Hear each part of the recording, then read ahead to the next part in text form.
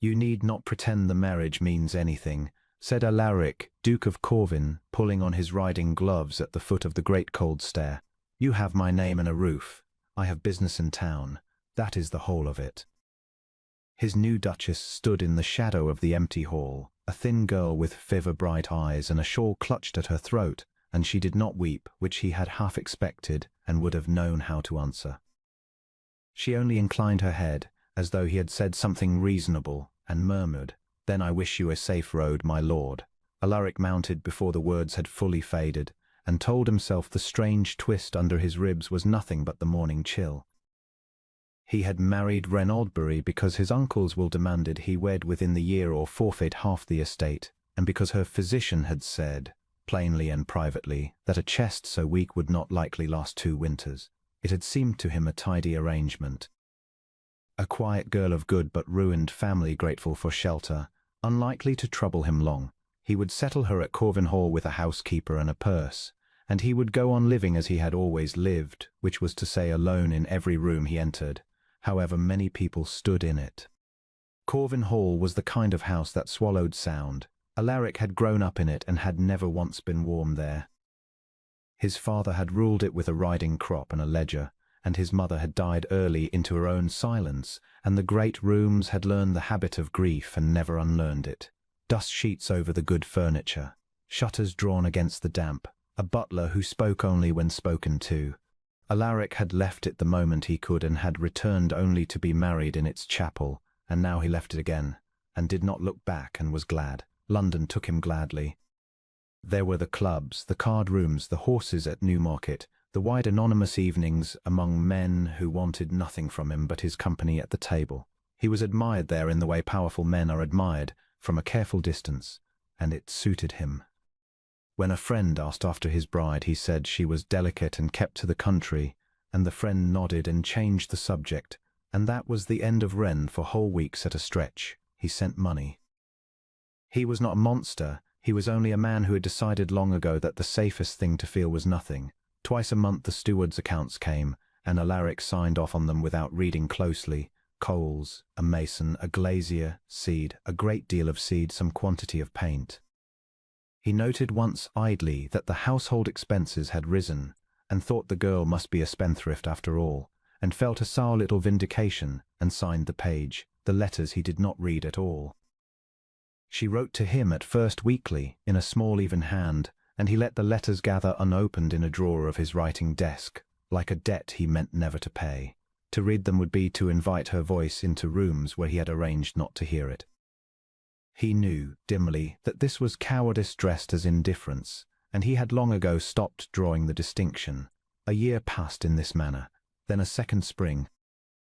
And it was on a grey afternoon in that second spring, with the London season gone stale in his mouth and a letter from the steward mentioning, in passing, that her ladyship had been unwell through the wet months, that Alaric found himself calling for his horse without quite deciding to. He told himself it was duty. He told himself he ought to look over the estate. He did not tell himself the true thing, which was that a cold hand had closed around his heart at the word unwell, and would not let go until he had seen with his own eyes that the girl he had left to die had not, in fact, obligingly done so. He rode hard and reached Corvin as the light was going and reined in at the top of the avenue, and did not understand what he was looking at. The gates stood open and mended. That was the first wrong thing. In his father's time and his own the great iron gates had hung crooked and rusted, always half shut, as if the house itself were ashamed to be seen. Now they swung clean on oiled hinges, and beyond them the avenue of limes had been cleared of its choking ivy, and someone had set lanterns along it, small warm points of flame in the blue dusk, all the way to the door, and the house was lit. Alaric sat his horse and stared. Corvin Hall had never in his memory been lit. It had loomed at the end of that avenue like a mausoleum, one window burning if any.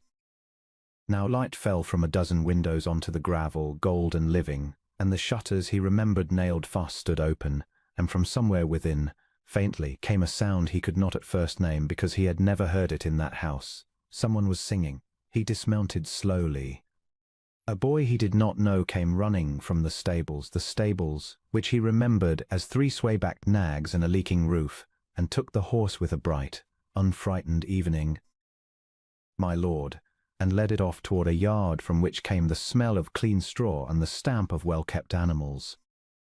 Alaric walked up the swept steps of his own house like a stranger, and the door opened before he touched it, and Mrs. Poole the housekeeper stood there, older but upright, and wearing something he had never seen on her face in 30 years, which was gladness, and she said, "Oh, my lord."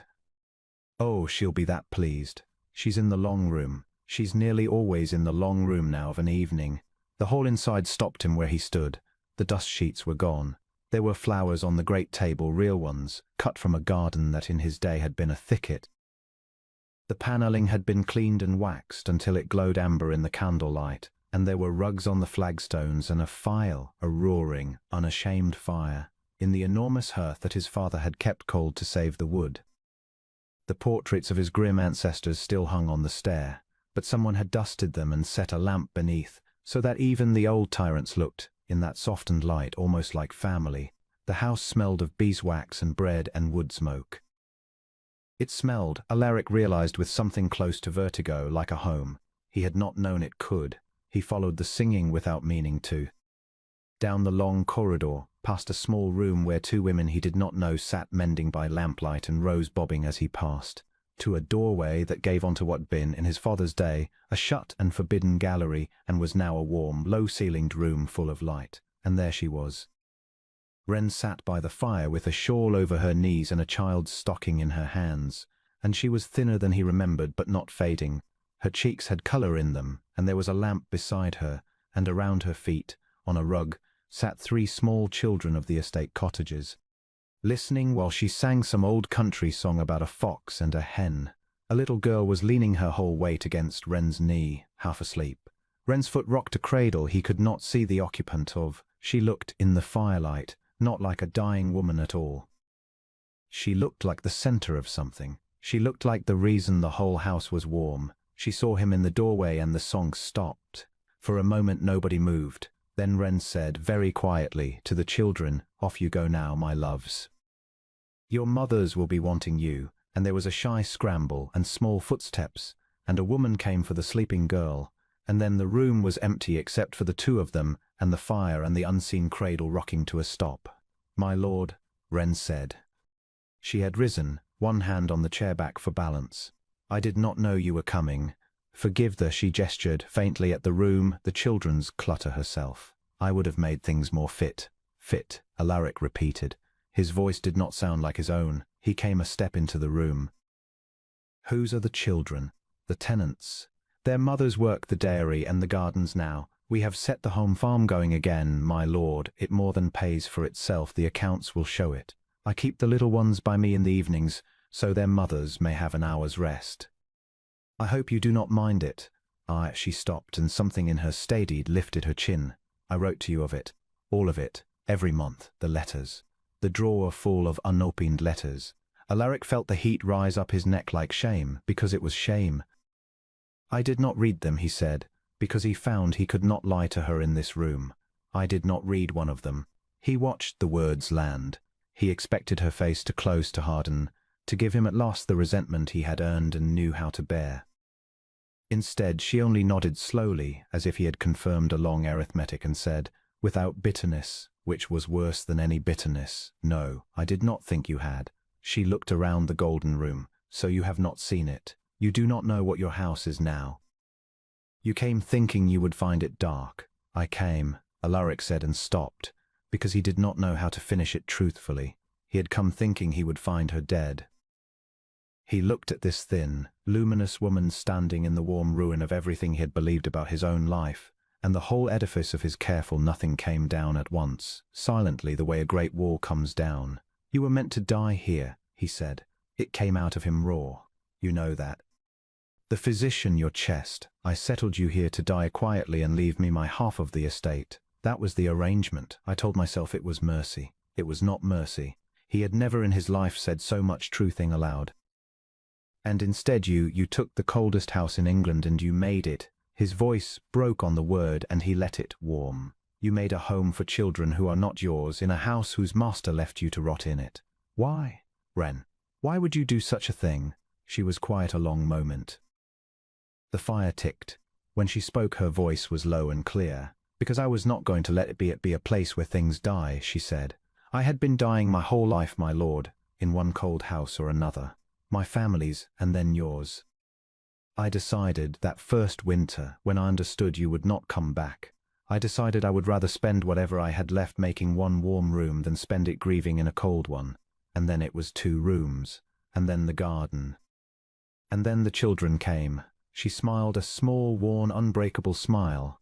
"It turns out a body mends faster in a warm room with something to do in it. The physician is astonished. I am not. I know exactly why I am still here." She looked at him steadily.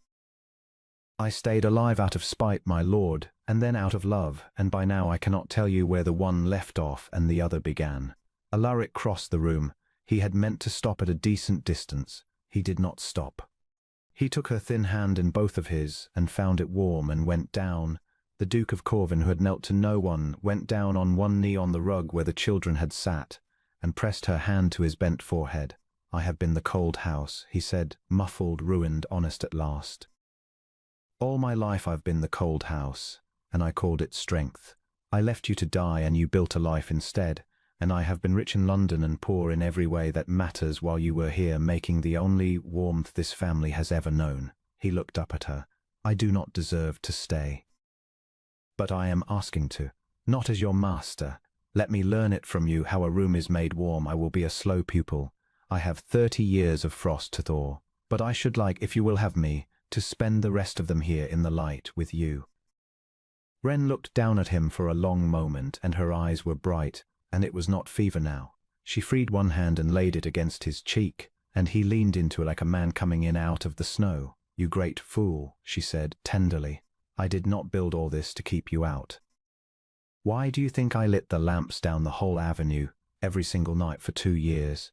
Her thumb moved against his jaw. "I was leaving them lit so you could find your way home." He did not trust himself to speak.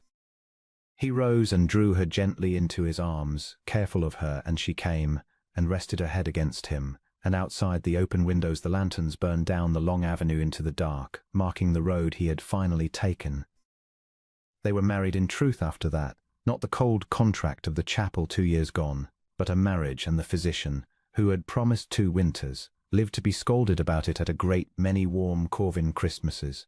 The dust sheets never came back. Alaric had them burned. He kept all his life in the drawer of his writing desk, the bundle of her unopened letters, unopened still as a penance and a reminder, for he had learned that the letters had never mattered half so much as the woman who wrote them, waiting by a fire in a house he had been too frightened to call home.